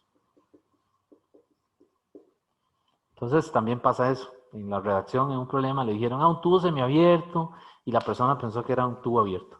Entonces, cuidado, a los tubos cerrados les dicen semiabiertos. ¿Y cómo es un tubo cerrado? O semiabierto. De ahí tiene una parte cerrada por un lado. Entonces, por ejemplo, una flauta, pues se puede ver, dependiendo de lo que usted quiera resolver, se puede ver como en este caso un tubo abierto o un tubo cerrado. Por eso depende de lo que uno quiera estudiar, ¿verdad? Porque recuerden que la flauta, si han visto las flautas, tiene una parte por donde obviamente sale el aire, ¿verdad? Que es circular, y el lado y el extremo donde la persona que está interpretando el instrumento, ¿verdad? Ejecutándolo, por ahí sopla, ¿verdad? Entonces es como más estrecho, no sé si lo han visto, ¿verdad? Más estrecho, más alargado. Entonces eso se puede ver como un tubo semiabierto realmente, ¿verdad? Bueno, entonces, para estos dos casos, dentro del tubo se producen también regiones donde la amplitud es cero y donde la amplitud es máxima, que serían los nodos y los antinodos. Entonces, hay unas formulitas que le dan ahí para el tubo abierto. ¿Cómo calcular la frecuencia en el tubo abierto? Ok, en tubos abiertos, el Fn está cuantizado, ¿verdad? Es NV entre 2L, y la N corre a partir de 1. 1, 2, 3, de esta manera. Entonces, el Fn lo puedo cuantizar como NF1, ¿verdad? Donde esa N son estos números. Ahora, en tubos cerrados, el Fn, la frecuencia está escrita así, NV, y la única diferencia es que aquí hay un 4L. Pero ahora esa N corre solo para impares, 1, 3, 5, etc. Y esta Fn, que también la puedo cuantizar como NF1, ahora esta N son los impares. Y estos son los, ¿cómo les dicen? Naturales es. Los naturales. Ahora, otra forma de escribir esta ecuación la puede usted usar así también. Fn es igual a 2n menos 1 v entre 4l. Pero si le pone ese término 2n menos 1, pues a la hora de contar usa los naturales. 1, 2, 3, así. Entonces cualquiera de las dos. Entonces vean que con estas formulillas uno puede estudiar el efecto de las ondas estacionarias en columnas de aire. Entonces ahora sí, ya tenemos el problema, el clásico que viene una pregunta en examen siempre, que es la cuerda, ¿verdad? Que tiene una longitud L entre dos extremos, que por ella pasa una onda estacionaria, y tenemos aquí un tubo cerrado, por ejemplo. Imagínense un pozo que tenga agua, ¿verdad? Y entonces le ponen un problema ahí acerca de que calcule, por ejemplo, la profundidad del pozo, ¿verdad? Entonces, claro, usted aquí tiene la longitud, tiene la frecuencia, le van a dar el dato del modo normal, si está vibrando en el segundo armónico o en la frecuencia fundamental. Es decir, le van a dar datos de este sistema, la cuerda, y le van a dar datos de este otro sistema, que es, por ejemplo, un tubo cerrado, que sería en este caso un pozo. Es el ejemplo más común, un pozo o un instrumento de viento. Y entonces, ¿qué queremos hacer ahí? Aplicar la resonancia. ¿Cuál es la resonancia? Conocida la frecuencia de uno de los dos, la de la cuerda o la frecuencia del pozo, conocida alguna de las dos, ya sabemos que ambas son iguales. Porque en el enunciado del problema le dice que, qué sé yo, la onda sonora en el pozo entró en resonancia. O la cuerda está vibrando en resonancia con, qué sé yo, el pozo que está al lado. Y entonces de esa manera le están diciendo de iguales las frecuencias para que despeje de una y encuentre el dato que le están pidiendo. ¿Está bien? Profe, Ujú.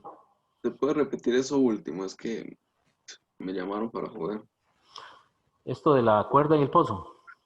Sí, Sí, que digamos, este es el sistema que aparece mucho en exámenes. El problema que aparece en exámenes es que le dan la cuerda y le dan un tubo abierto o un tubo cerrado. Y un ejemplo de un tubo cerrado es el caso de un pozo. Entonces, la idea es que en la redacción del problema le dicen que el sistema entra en resonancia. Se lo dicen o se lo hacen ver de alguna manera para que usted enseguida diga, ah, ok, está el fenómeno de resonancia presente. Quiere decir que las frecuencias de ambos sistemas, la cuerda y el pozo, tienen que ser iguales. Entonces, ¿qué hago? Que me dan datos de aquí y datos de aquí para que uno calcule la frecuencia, ya sabe que es la misma y de ahí puede despejar, qué sé yo, la profundidad del pozo, qué sé yo, la longitud de la cuerda, la velocidad con la que se propaga la V, ¿verdad? O le podrían decir que calcule la densidad lineal del mu, o sea, la densidad lineal de la cuerda. Es decir, sabiendo que las frecuencias son iguales, usted puede despejar de una y sustituir en la otra para encontrar algo que le estén pidiendo. es como decir igualar, despejar las frecuencias, igualar las ecuaciones y después despejar lo que me están pidiendo. Exacto, sí, sí, le están diciendo, enseguida que lean esos sistemas es porque ya le están diciendo, aunque no le digan, pero ya cuando hay un problema a usted le dicen, hay una cuerda que está vibrando en el tercer modo normal y un pozo que está al lado o un instrumento de viento, lo que sea, ya le está diciendo, hay resonancia, ¿verdad? Iguale las frecuencias para que despeje, es lo que le está diciendo el problema. Gracias. Profesor, en uno Diga. de los videos que estaba en mediación, de hecho Ajá. estaba viendo a una profesora resolver un ejercicio similar, pero lo hacía con un diapasón y un pozo, digamos, no como un pozo, sino como un tubo en donde se les daba el flujo volumétrico, pero ella lo que hacía era relacionar a través de una fórmula el delta L, o sea, el cambio de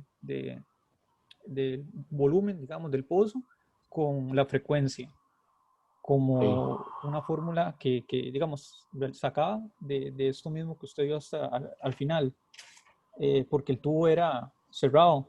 Entonces, terminó, digamos, relacionándolo así. No Sí. entendí muy bien cómo terminaba haciendo la relación entre el cambio de la Ajá. longitud con la frecuencia, porque era básicamente 2 veces la velocidad del sonido entre 4 veces la frecuencia. Ah, ok, y ese 4 no será este 4 que anda por aquí. Debe ser este 4 porque este 4 aparece, vea que las dos fórmulas son iguales. Es NUL, pero abajo hay un 2 y aquí hay un 4. Esa es la única diferencia entre un tubo cerrado y un tubo abierto, ¿verdad? Ese 4 tiene que ser de esto, de la formulilla que le da el libro. Pero sí habría que ver ya la redacción del problema, qué otros datos tiene, ¿verdad? Yo en la clase la clase asincrónica voy a hacer uno o dos problemas de estos para explicar esto, ¿verdad?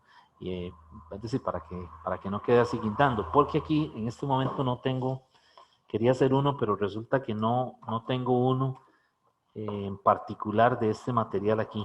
Es decir, lo tengo en otro AMPU y tendría que ir a buscarlo y si no, entonces es decir, los voy a hacer perder tiempo. Y entonces, mejor prefiero acabar con el material, porque también me falta algo todavía, es decir, no he terminado. Todavía me falta un tema que lo voy a discutir rápidamente antes de que terminemos la clase de hoy. Y el jueves hacemos problemas de esto. Bien, entonces, lo que nos queda por ver en esta clase es el asunto de el fenómeno de reflexión y transmisión de las ondas. Las ondas se reflejan. Ustedes saben eso, ¿verdad?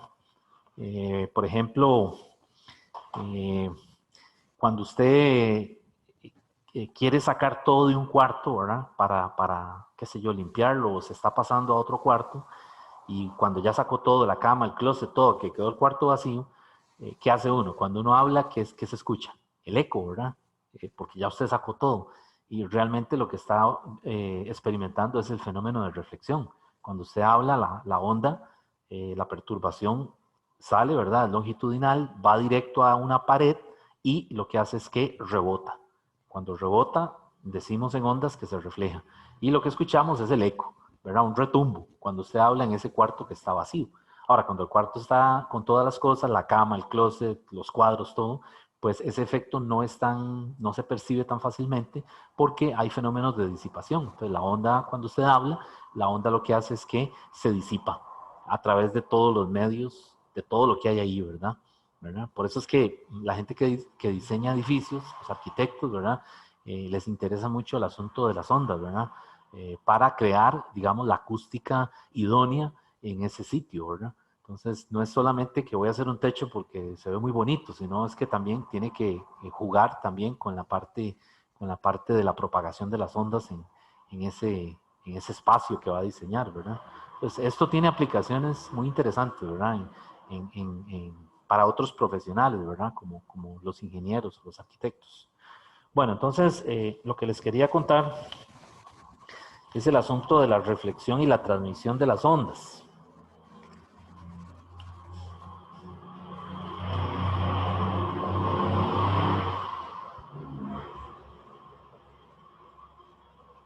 Es importante que esto, jóvenes, lo lean del libro, ¿verdad? Porque ahora que son preguntas de selección, viene la parte conceptual. Entonces, es importante que lo lean. Cuando eran exámenes de cátedra, pues ustedes saben que son 5 problemas y aunque la parte conceptual hay que saberla, pero más era ir a agarrarse con el problema, ¿verdad?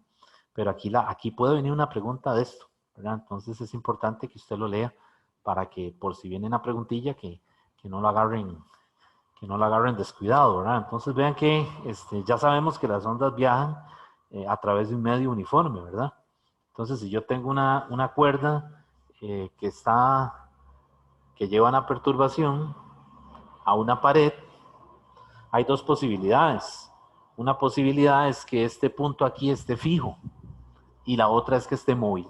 ¿Cómo sería que esté móvil? Bueno, que por ejemplo aquí hubiera una especie como de collar o una especie como de anillo al que está pegado la cuerda. Entonces, cuando usted provee el impulso, ¿verdad? La perturbación, este anillo se puede deslizar hacia arriba y hacia abajo. Pero cuando la cuerda está amarrada, fija al punto, no lo puede hacer, ¿verdad? Entonces, en este caso, cuando tenemos un punto fijo, lo que se observa experimentalmente es que el pulso experimenta una reflexión. Entonces el pulso regresa en la dirección opuesta y además se invierte. Entonces vean lo que pasa. Cuando él se refleja, lo que observamos es esto. Se invierte y ahora viaja en sentido contrario. Si el punto está fijo. Entonces vean que se refleja y se invierte. Ahora, ¿qué pasa si el punto es móvil? ¿Qué pasa si se trata de un punto que es móvil? Pues entonces en este caso va a ser lo que yo les decía, como que si fuera un anillo que está ahí, ¿verdad? Como que si hubiera algún tipo de anillo, ¿verdad? O un aro por donde que se desliza a lo largo de un tubo, ¿verdad? Entonces en este caso lo que se observa es que cuando se refleja no se invierte. Es decir, ahora vemos el pulso que viene con la misma amplitud, pero viene por encima. Solamente lo único que hizo fue que se reflejó. Y esto es un punto móvil. Entonces, punto fijo se refleja y se invierte. Punto móvil únicamente se refleja.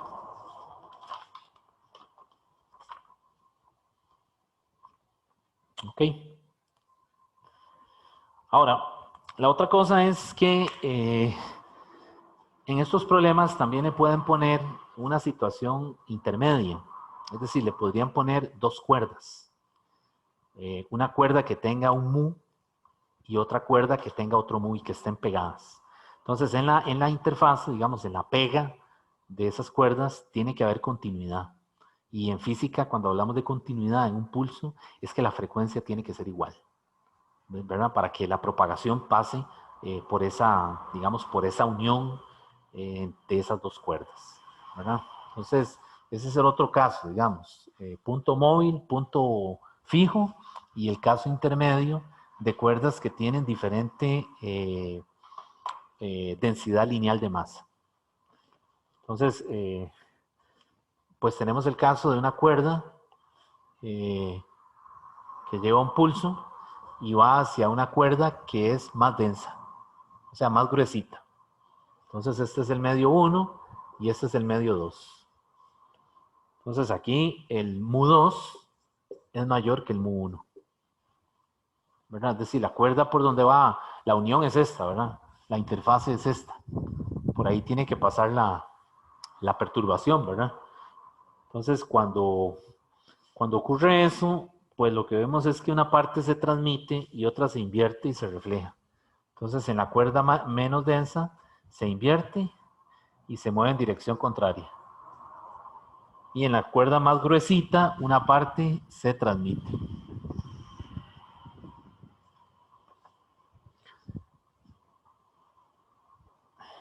Ahora, cuando es al revés, cuando tengo una cuerda que es más gruesa y por ella se está propagando el pulso y va hacia una cuerda más delgadita, esto tiene densidad mu1, bueno, mu2, digamos, este es el medio 2, este es el medio 1, siempre manteniendo el orden, ¿verdad? Esto es mu1, pero ahora aquí tenemos que mu1 es mayor que mu2. Es decir, inicialmente el pulso viaja por la cuerda que es más densa, o sea, que tiene mayor densidad lineal. Entonces, cuando llega a la interfase, lo que se observa es que en la cuerda gruesa se refleja, pero no se invierte. Y en la cuerda menos densa, una parte se transmite. ¿Verdad? Entonces, una parte es transmitida, igual que aquí, y aquí y se refleja, pero no se invierte. Entonces, vean que esta situación intermedia se parece mucho a lo que vimos del punto fijo y el punto móvil, ¿verdad? En el caso del punto fijo, ¿qué dijimos? Que se refleja y se invierte, ¿verdad? Como en este caso, como en el caso de la cuerda menos densa. Y en el caso del punto móvil, lo que dijimos es que no, es decir, únicamente se refleja, pero no se invierte, que es el caso de una cuerda más densa, ¿verdad? Entonces vean que ese punto fijo y ese punto móvil es como que si fuera la interfase de dos cuerdas que tengan densidad lineal de masa distinta.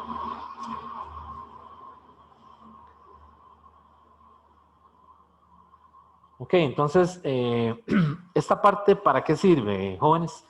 Bueno, resulta que nosotros ahora podemos combinar las ecuaciones que tenemos. Y ya con esto voy terminando. En la interfase tiene que haber continuidad, la frecuencia tiene que ser la misma. ¿De acuerdo? Entonces, si yo tengo dos medios, necesariamente F1 tiene que ser igual a F2. Y la otra cosa es que tengo varias ecuaciones. V es lambda por F, ¿verdad? También tengo que V es la raíz de tensión entre mu. Y también tengo que V es distancia entre tiempo, o sea, longitud de la cuerda entre T. Porque el pulso se mueve con un movimiento, o sea, la rapidez del pulso es constante, ¿verdad? Entonces va a ser la distancia que recorre, que es la longitud de la cuerda, entre el tiempo que le toma en hacerlo. Entonces yo puedo combinar este sistema de ecuaciones, igualando las frecuencias en ambos medios y utilizando estas fórmulas convenientemente de los datos que me den, ¿verdad? Porque me podrían dar longitud de onda o me podrían dar tensión o me podrían dar, qué sé yo, tiempo y habría que ver qué le piden. Pero entonces es otra forma de, ¿cómo se dice? Estudiar el movimiento de un pulso en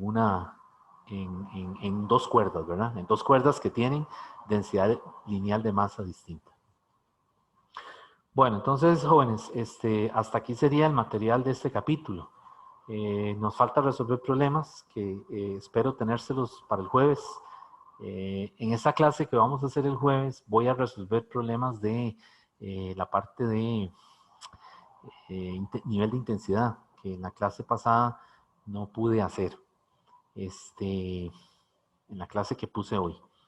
Y entonces vamos a hacer de esto, de ondas estacionarias y también del tema de modos normales. Entonces, quedaríamos aquí. Recuerden, el miércoles hay 2 horas de consulta de 8 a 10. Y por ahí les subo entonces la clase asincrónica. ¿Tienen alguna pregunta? Profe, Dígame. ¿estas últimas ecuaciones son para los dos casos o solo uno?